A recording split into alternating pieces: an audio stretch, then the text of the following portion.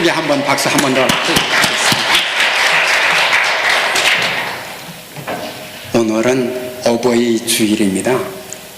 국가적으로는 5월 8일을 어버이날로 정하여 어머니와 아버지뿐만 아니라 어른들과 노인들을 공경하는 것이 우리나라의 전통적인 미덕임을 상기시키고 있지만은 교회는 별도로 이 5월 둘째 주일을 어버이 주일로 지키고 있습니다. 어버이 주일에 가장 먼저 생각나는 것이 있습니다. 무엇이겠습니까? 부모의 은혜입니다. 부모의 은혜. 부모의 은혜가 얼마나 큰지 흔히 이렇게 표현하고 있습니다. 하늘보다 높고 바다보다 깊다. 자녀를 낳고 양육하는 과정에서 부모가 감당해야 할 수고가 있고 헌신이 있는데 그것은 말로는 표현할 수 없을 만큼 크다는 겁니다. 그러기에 어릴 때는 부모의 은혜가 마음에 와닿지 않습니다. 뜨겁게 와닿지 않습니다. 어린 자녀들이 생각을 할 때 부모는 부모니까 당연히 자기들을 돌보아야 한다고 생각하는 것이죠. 그러다가 그 자녀가 결혼해서 또 자녀를 낳고 그 자녀를 양육하면서 비로소 부모의 수고와 그 헌신이 어떠함을 깨닫게 되는 겁니다. 그리고 이렇게 고백합니다. 내가 아이를 이렇게 힘들게 양육하듯이 우리 부모도 나를 그렇게 힘들게 키웠겠구나 알게 되는 것이죠. 사실은요, 어린 아이일 때는 부모의 은혜를 생각할 겨를이 없습니다. 예전에는 오래 살질 못했어요. 그래서 부모 중 하나가 일찍 세상을 떠나는 일이 흔했습니다. 물론 아주 옛날의 얘기지만은 오늘날에는 부모 중 하나가 세상을 떠나는 일이 가끔씩 있습니다만은 그렇게 흔한 일은 아닙니다. 대신에 부모가 이혼해서 자녀들이 부모와 함께 살지 못하는 그런 경우가 있고요. 또 그러한 사례를 우리 주변에서 학교에서 아이들이 자기 학급에서 자주 목격하기도 합니다.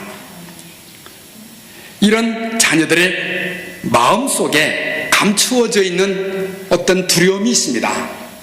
그 두려움이 뭐냐면은 부모로부터 버림받지 않을까 하는 두려움입니다. 실제 미국에서 있었던 얘기인 겁니다. 미국엔 이혼이 참 많대요. 우리나라도 많지만 미국에 얼마나 많은지 제가 헤아려 보질 못해서 모르겠습니다. 많대요. 근데 그 친구들, 초등학교 이제 한 3학년쯤 되는 아이가 친구가 있는데 이런 얘기 하는 거예요. 우리 엄마가 진짜 엄마가 아니라는 거예요. 그걸 알았다는 거예요. 그러니까 얘도 또 자기 엄마가 진짜 엄마가 아니라는 거예요. 그러니까 이혼해가지고 또 다시 결혼해서 이렇게 양육받는 어머니인 겁니다. 의붓 어머니인 것이죠. 이 얘기를 듣더니 얘가 그럼 내 어머니도 진짜 어머니가 아니겠구나 하고 생각을 하게 된 겁니다. 집에 가서 엄마를 보니까 아닌 것 같기도 해요. 어제 내가 뭐 하나 잘못했다고 막 화를 내고 매질하고 내가 달라는 거 사달라는 거 안 사주고 이거 진짜 엄마 아닌 거구나 그런 관점으로 엄마를 이제 오래 관찰을 했습니다. 하니까 진짜 엄마가 아닌 거예요. 그래가지고 토라진 겁니다. 어머니가 볼 때는 황당해요. 얘 갑자기 변했어요. 너 왜 그러니? 이 대답을 안 하는 거예요. 대답했다면 엄마가 상처받을까 싶어가지고 말을 못하고 혼자 쿵쿵 앓는 겁니다. 이런 오랜 세월 동안 아이가 삐뚤어지고 또 우울해하고 반항하고 그렇게 되다가 나중에 이 아이가 학교 가서 선생님하고 상담을 했는데 그 얘기를 털어놓은 거예요. 이 선생님이 엄마를 불렀어요. 학부를 불러가지고 얘가 지금 이런 문제가 있는데 알고 계셨습니까? 엄마가 깜짝 놀란 거예요. 얘가 내가 낳은 진짜 내 아들인데, 내 진짜 엄마인데 얘가 왜 그런지 모르겠다고. 이게 현실입니다. 세상의 모든 것을 의심하는 눈으로 보면 거기에 합당한 증거들이 많이 나타납니다. 그럼 의심이 점점 깊어질 수밖에 없는 겁니다. 그러니까 아이의 두려움이 뭐냐면 부모가 나를 버릴 수도 있겠구나. 그 두려움이 잠재되어 있습니다. 어머니와 아버지가 서로 싸우거나 또 갈등을 일으킬 때 아이의 마음 가운데는 이 무의식이 발동을 하는 겁니다. 두려움을 더 크게 느끼는 겁니다. 만일 엄마가 아빠하고 헤어지면은 나는 어떻게 될까? 엄마하고 살아야 될까? 아빠하고 살아야 될까? 아니면 내가 보육원에 맡겨지게 될까? 누구 친척 집에 가야 되나? 할머니 집에 가야 되나? 이런 온갖 추측과 염려를 하게 되는 것이죠. 어린아이가 원하는 게 뭡니까? 어린아이 때는 가장 원하는 건 돈이 아닙니다. 부모의 사랑입니다.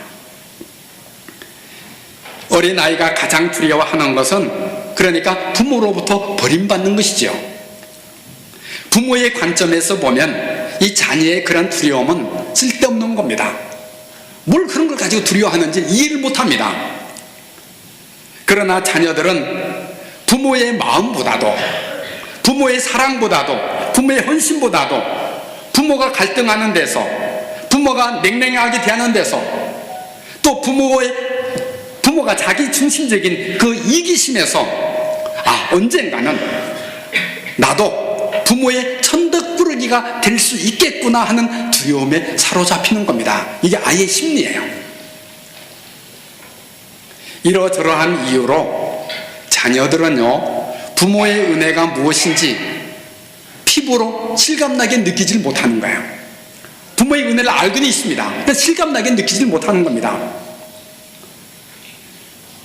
여러분, 자녀들이 황당해 하는 말이 무엇인지 아시죠?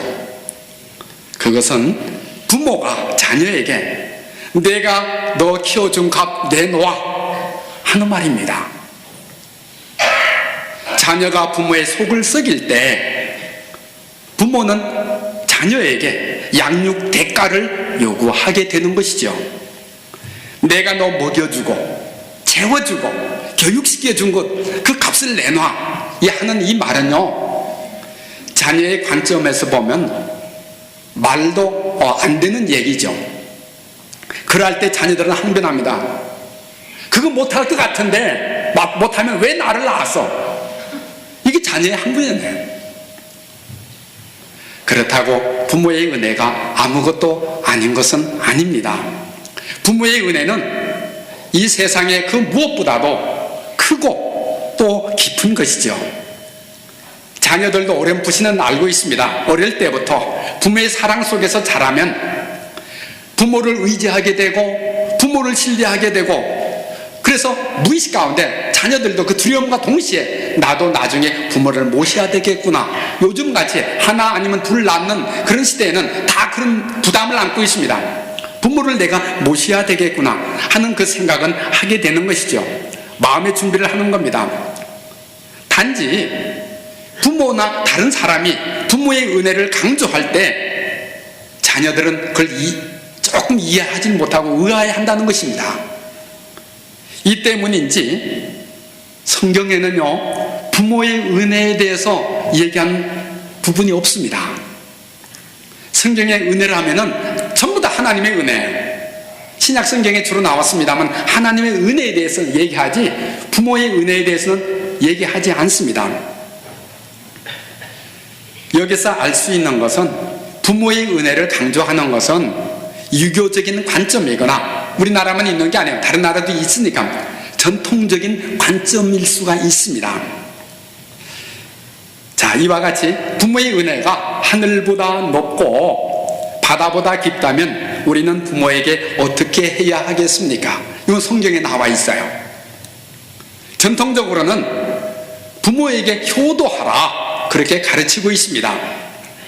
효도란 말이 지금 오늘날 의미하고 조금 다르긴 합니다. 옛날에는 부모를 물론 이제 같이 사는 거예요. 살면서 부모를 공양하지만은 더 큰 효도는 부모가 돌아가셨을 때 제사 드리는 겁니다. 저는 그 이해가 안 됐었어요. 유교시대, 조선시대 말까지만, 20세기 초까지만 해도 제가 23살 때 예수님을 믿었고 어릴 때부터 유교 가정에서 성장을 했기 때문에 20살까지는, 대학교 가기 전까지는 그렇게 제사를 드렸습니다. 근데 많은 어른들이 두려워하는 게 뭐냐면 대가 끊기는 걸 두려워합니다.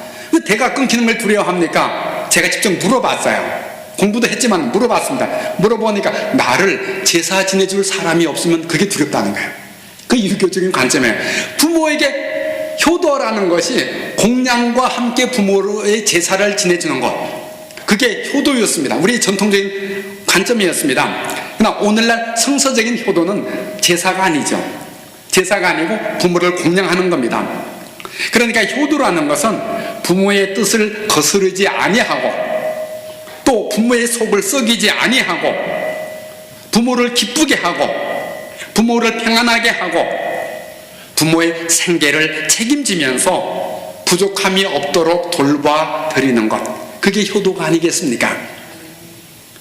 그런데 안타깝게도 오늘날에는 이 효도란 말이 그다지 효용성 있게 쓰이지 않는 것 같더라고요. 예전에 대가족 제도가 보편화되어 있을 때에는 효도란 말이 의미 있게 사용되었습니다. 대가족 제도가 뭡니까? 적어도 3대가 같이 사는 거예요. 유대인들이 그렇게 3대가 같이 살았습니다. 오늘날도 많이 살고 있는데 할아버지, 할머니, 부모하고 자녀들이 같이 살았습니다. 이게 대가족 제도였습니다. 거기다가 형제들까지 살고, 이렇게 살면 큰 가족이 되는 것이죠. 그때는 부모에게 효도하라는 말이 당연하게 받아들여졌었습니다. 함께 살면 되니까. 그러나 시대가 바뀌었습니다. 오늘날은 핵가족화가 대세입니다. 이 핵가족화 되면서 효도란 말이 뒷전으로 밀리게 된 거예요. 핵가족이 뭡니까? 핵가족이라는 것은 부모하고 부부가 중심이 되어서 그의 어린 자녀들로 이루어진 가족이 핵가족입니다. 부부하고 어린 자녀들로 이루어진 가족이에요. 여기에 나이 든 부모는 쫓겨났어요. 있을 자리가 마땅치 않습니다. 있어도 변두리가 돼버린 거예요. 게다가 가옥 구조가 오늘날은 바뀌었습니다. 예전에 한옥 중심이었을 때는 한 지붕이지만 방이 다 있지 않습니까? 있는데 다 방과 방을 마루를 건너거나 마당을 건너서 다니게 되어 있습니다. 방 자체가 하나의 독립된 프라이버시 공간이 되었습니다. 근데 현대는 연립주택이나 아파트가 대세입니다. 이 연립주택이나 아파트는 어떠합니까? 물론 거실이 있습니다. 방 안에 거실이 있지만은 마루가 없고요, 마당이 없어요. 방과 방이 나뉘어 있어도 전체적으로 한 홀이라는 개념이지, 이게 독립된, 방과 방이 독립된 공간이 아닌 거예요. 자녀가 화가 나면 자기 방에 꽝 닫고 들어갑니다. 문을 꽝 닫으면 그때는 그 순간만은 독립된 공간이지만 단절해요. 그러나 아파트는 독립된 공간을 허용하지 않습니다. 이러한 구조에서 부모하고 또 결혼한 자녀가 함께 산다는 것은 예전처럼 편하지 않습니다. 특히 시아버지와 며느리, 장모와 사위는 한 집에서 기거하는데 불편함이 많습니다. 겨울엔 좀 덜하지만 여름 같은 경우는 상당히 불편합니다. 그러다가 보니까 모두가 살얼음 걷듯이 조심조심 할 수밖에 없습니다. 이러한 시대에 사람들은 어떠합니까? 효도의 마음을 두기보다도 불편함을 해소하는 데 마음을 둬요. 이게 오늘날입니다. 불편한 감정이 있지만은 드러낼 수는 없고, 드러내지 않기 위해서 인내하며 사는 그런 시대가 되었습니다. 물론 나이든 부모와 그의 결혼한 자녀들이 화목하게 지내는 가족도 많습니다. 그러나 그들이 한 집에서 살 때는 자유롭지 못한 동거가 되는 경우가 훨씬 많습니다. 이것은 자녀들만 그렇게 느끼는 것이 아니에요. 나이든 부모도 마찬가지로 힘든 것입니다. 이 때문에 나이가 많은 부모가 도시에 사는 자녀들에게 가서 함께 살기보다는 자기가 오래 살아왔고 익숙해졌고 편한 그 시골에서 홀로 사는 것을 선택하는 사람들이 많습니다. 현대는 효도해야 한다는 가르침은 남아있지만은 그러나 마음에서 우러나는 효도를 하기는 어려운, 그래서 잘 가르쳐지지 않습니다. 효도하라고 얘기하지 않습니다. 마음에 우러나는 효도를 하기는 조금 어려운 시대가 되어가고 있는 것이죠. 자, 이제 우리 시대만 얘기하지 말고 이 효도에 대해서 성경은 어떻게 얘기하고 있습니까? 성경은 분명합니다. 부모에게 순종하라는 겁니다. 부모에게 순종하라는 것은 물론 자녀가 어렸을 때를 전제로 하고 있습니다. 부모에게 순종하라는 것은 부모의 교훈과 훈계를 잘 받아들이고 들으라는 겁니다. 물론 부모는 이럴 때 어떻게 훈계해야 됩니까? 어떻게 교훈해야 됩니까? 하나님의 말씀으로 교훈해야 돼요. 하나님의 계명으로 자녀를 가르쳐야 됩니다. 하나님의 말씀과 계명으로 자녀를 바른 길로 인도해야 하는 겁니다. 만일 부모가 하나님의 말씀이 아니라 자신의 편견을 가지고 자신의 욕심을 가지고 자녀들에게 명령한다면 자녀와 충돌하게 돼요. 그것이 바로 오늘 4절 나오는 대로 자녀를 화나게 하는 겁니다. 부모는 자녀를 하나님의 뜻대로 살도록 지도할 책임이 있습니다. 부모가 하나님의 말씀과 계명대로 자녀들에게 가르쳤음에도 불구하고 그 자녀가 부모에게 거역한다면 어떻게 해야 되겠습니까? 여기에 성경은 단호하게 대답합니다. 그의 부모를 경홀히 여기는 자는 끔찍한 말을 합니다. 저주를 받을 것이다. 신명기 27장 16절에 나옵니다. 저주한다는 건요, 이건 함부로 쓸 수 없는 단어예요. 그런데 성경에 이 저주란 말을 사용하고 있습니다.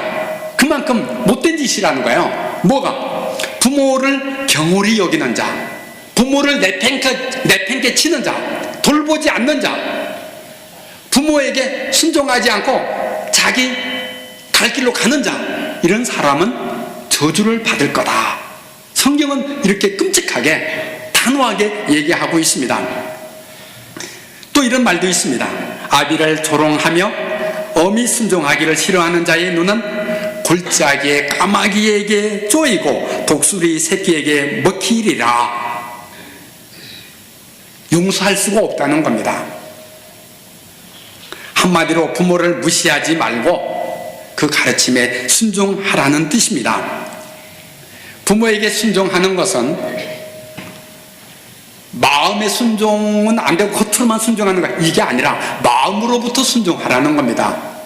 그래서 오늘 말씀에 뭐라고 얘기하고 있습니까? 내 아버지와 어머니를 공경하라, 이렇게 말하고 있습니다. 이게 바로 어디에 나오는 말씀입니까? 10계명 중에 제 5계명에 나오는 말씀 아닙니까? 내 부모를 공경하라. 거긴 순종하라고 표현하지 않고 공경하라, 마음으로부터 순종하라, 그런 뜻입니다. 근데 이게 약속 있는 첫 계명입니다. 구약에 계명이 많습니다. 유대인들이 가지고 있는 그 계명이 한 600 몇 가지입니다. 613가지인가로 옛날 랍비들이 정리를 했습니다. 구약의 계명, 그 모세 오경에서 이 율법 토라라고 하는데 그 계명을 600 몇 가지로 정리를 했는데 그 가운데, 그 계명들 가운데 가장 앞에 나오는 계명이 10계명입니다. 10계명이 가장 앞에 나옵니다. 그런데 그 10계명 가운데 뿐만 아니라 모든 계명에 이 계명을 순종하면 너희에게 이러한 복이 있을 거다 하고 하나님이 약속하신 것은 아닙니다.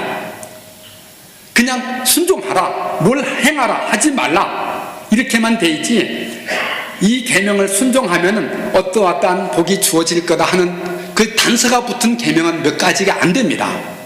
근데 그 계명들 가운데서 가장 먼저 나오는 계명, 약속 있는 계명 중에서 가장 앞에 먼저 나오는 계명이 내 부모를 순종하라 하는 계명입니다. 내 부모를 순종하라는 거예요. 그만큼 중요하게 여기고 있다는 겁니다. 자, 그런데 내 부모를 공경하라고 했을 때 어떤 약속이, 어떤 축복이 주어져 있습니까?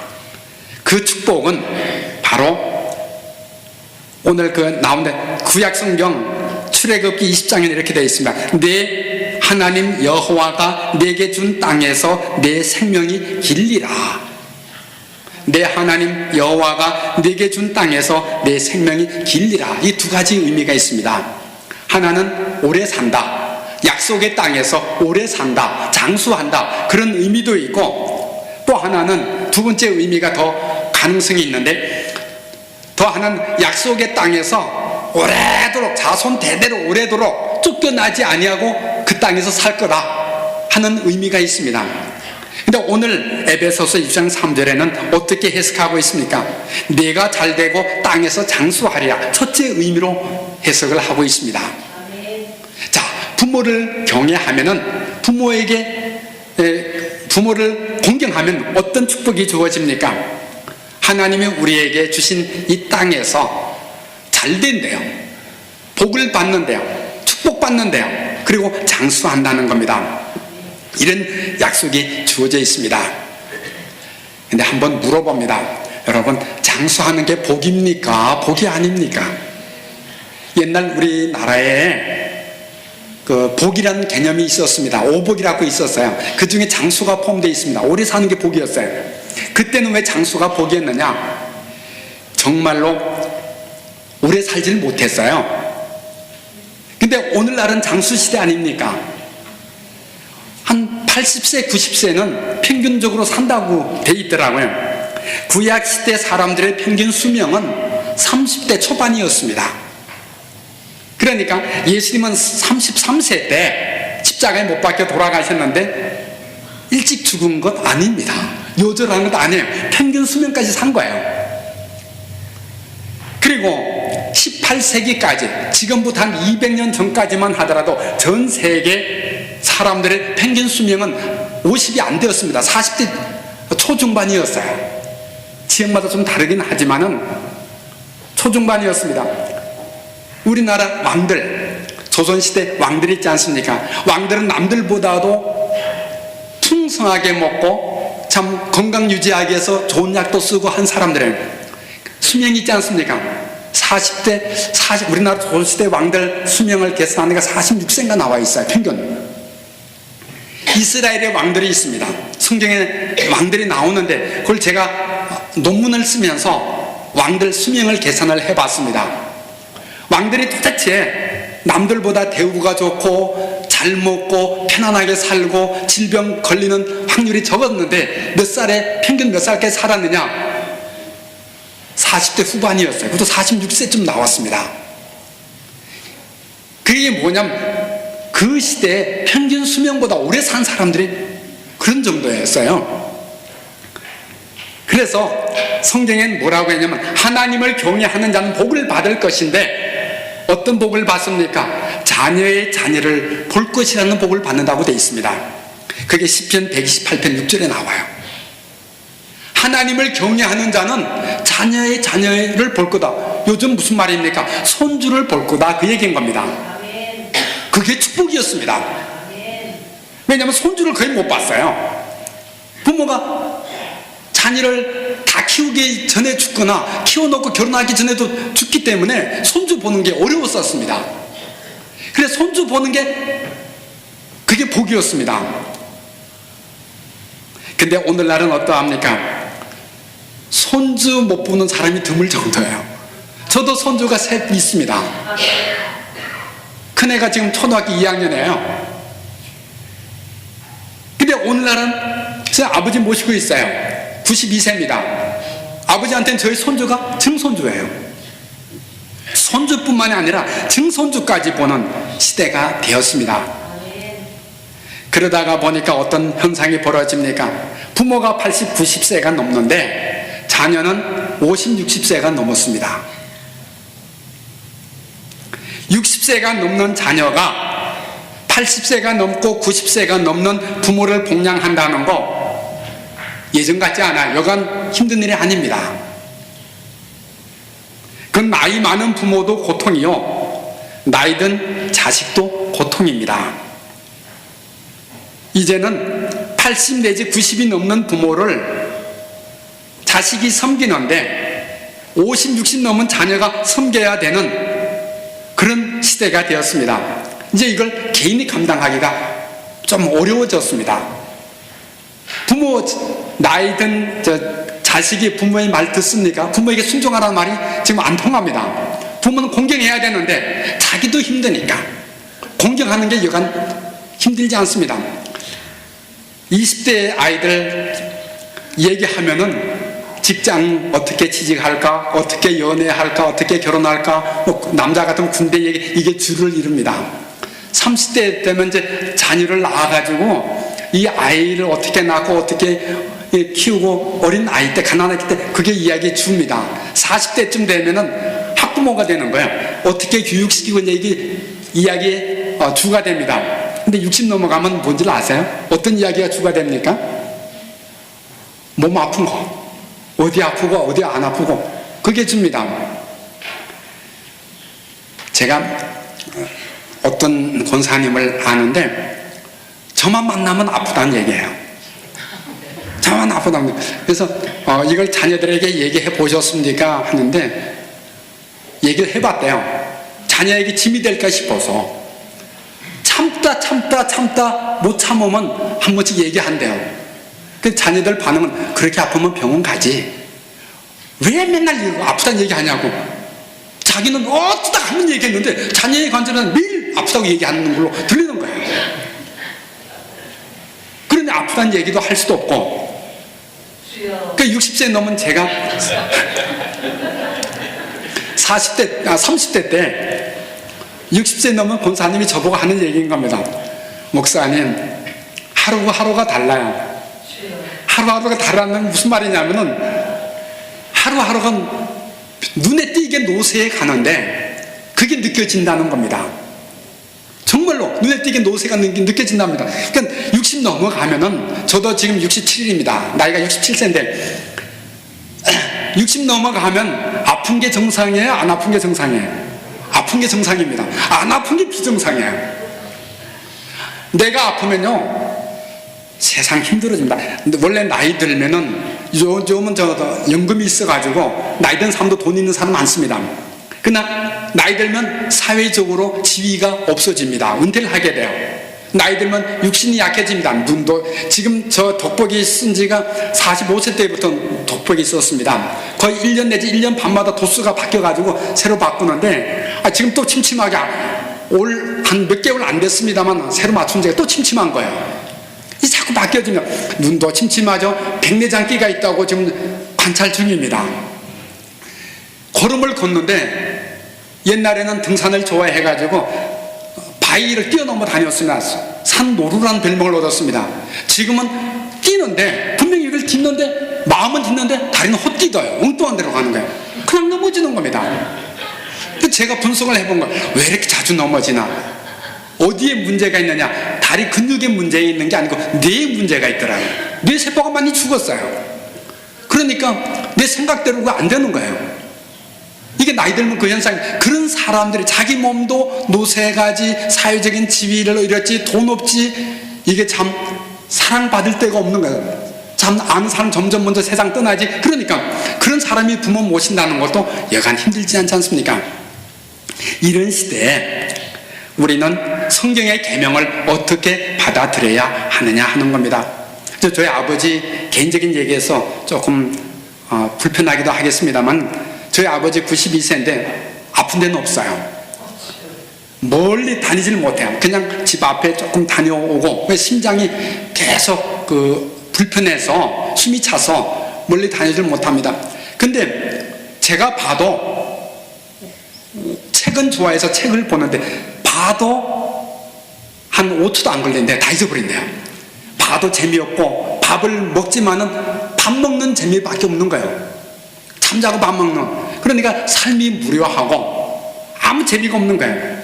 이러니 밖에도 못 나가요. 양로원이 아니고 경로당에 가도 다 나이 많은 사람은 없대요. 그러니까 남자는 또 나오질 않는데요.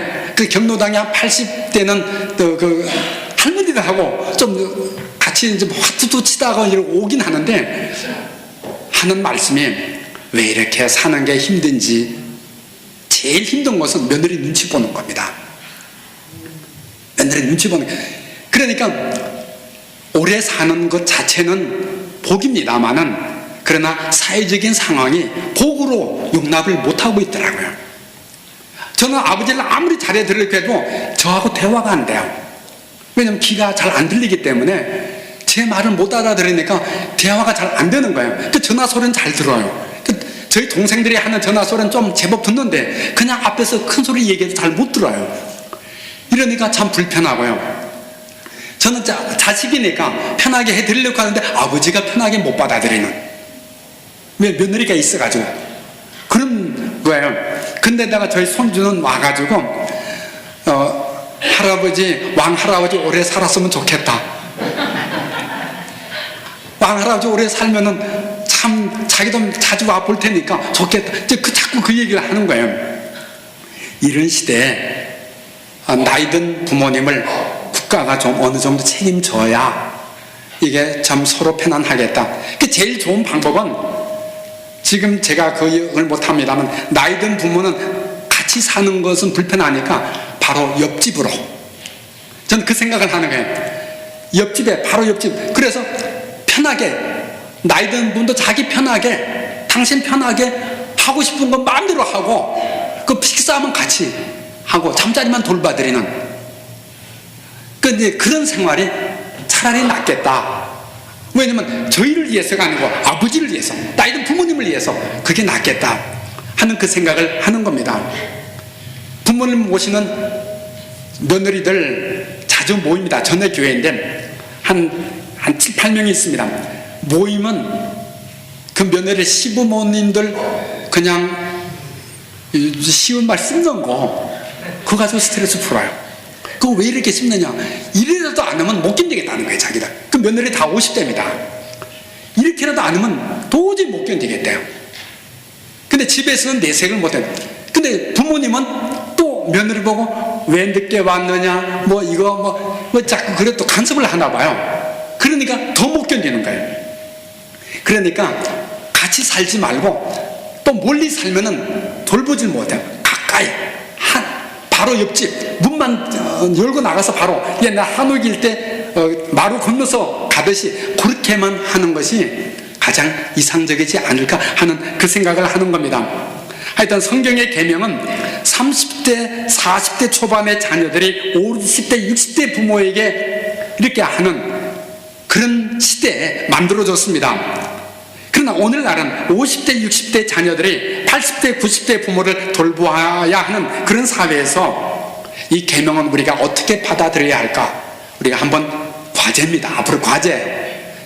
하나님의 말씀은 영원합니다. 1.1도 변화되지 않습니다. 그러나 그 의미는 새롭게 해석되어야 됩니다. 어떻게 하는 것이 부모를 편안하게 하고, 어떻게 하는 것이 부모를 기쁘게 하고, 어떻게 하는 것이 부모를 올바르게 봉양하는 것인지, 그걸 우리가 다시 한번 이 시대에 생각을 하고 관찰해서 올바로 부모를 섬기는 그 그리스도인이 되어야 할 줄 압니다.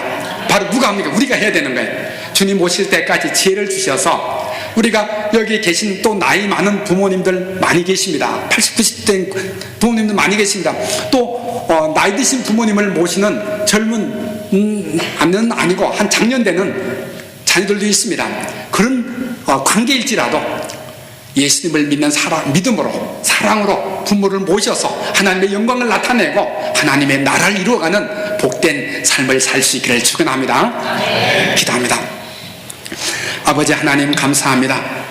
저희가 이 시대 하나님의 말씀을 순종하여 하나님께 영광 돌리고 하나님의 뜻을 행하기를 원합니다. 이 장수 시대 저희가 어떻게 하나님의 말씀을 성취하고 이루어 갈 수 있을지 지혜를 주시옵시고